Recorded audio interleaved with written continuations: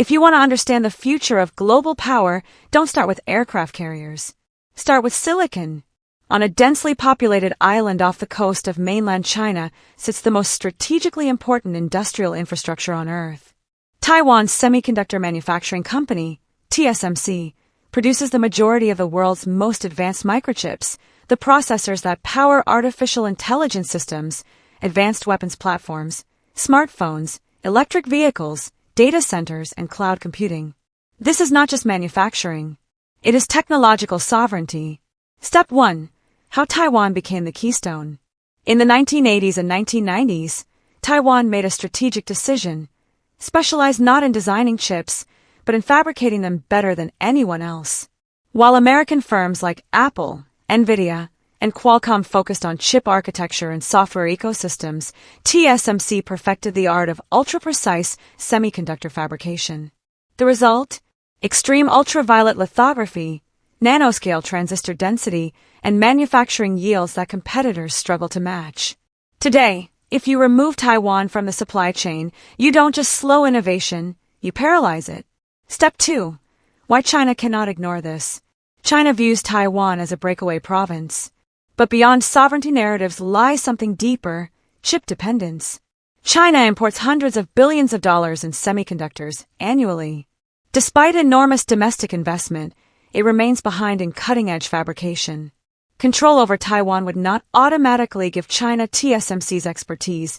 Engineers could flee, systems could be sabotaged, but even partial access or strategic denial would dramatically shift global power balances. Thus, Beijing increases military pressure, air incursions, naval drills, cyber operations, economic coercion. Each move tests thresholds. Step 3. Taiwan's response, silicon shield. Taiwan understands that its chip dominance is both strength and vulnerability. The government has increased defense spending significantly in recent years, purchasing advanced air defense systems, missiles, and expanding reserve training. The logic is clear. Protect the fabs. TSMC facilities are hardened. Some analysts describe the island's semiconductor industry as a silicon shield, the idea that the world's dependence on its chips deters invasion. If Taiwan falls, the world economy collapses. Therefore, the world has incentive to defend it. But incentives are not guarantees. Step 4. The American calculation. The United States publicly supports Taiwan's self-defense while maintaining strategic ambiguity about direct military intervention. At the same time, Washington has passed major semiconductor investment initiatives to bring advanced chip manufacturing back to American soil. New fabrication plants are being built in Arizona and elsewhere. This dual strategy raises a difficult question. Is the United States preparing to defend Taiwan's supply chain, or preparing to survive without it? There is an uncomfortable economic reality. If Taiwanese output were disrupted, Silicon Valley firms could benefit long-term from accelerated domestic production and reshoring. American fabs might receive massive emergency funding. U.S. industrial capacity could expand rapidly. But that benefit would come after enormous destruction. A conflict scenario could generate an estimated $10 trillion global economic shock. Markets would crash. Electronics production would halt. Automotive manufacturing would freeze. AI development would stall. Short-term devastation, long-term restructuring. Step 5. What happens if Taiwan falls? This is where the future becomes both frightening and transformative.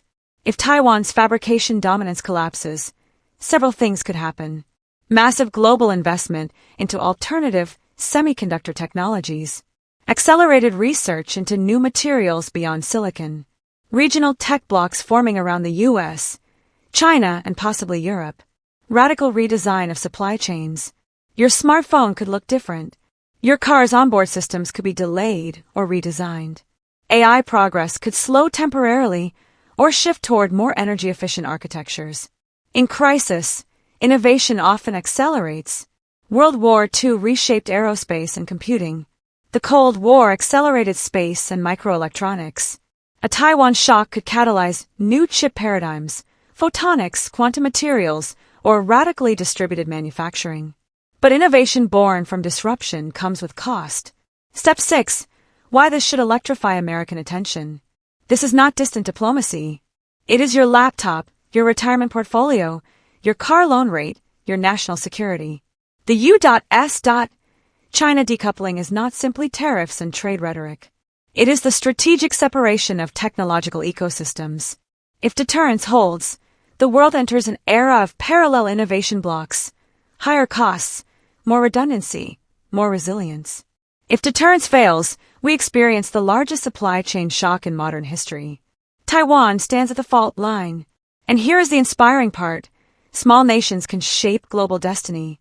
An island of 23 million people built the most sophisticated manufacturing system ever created.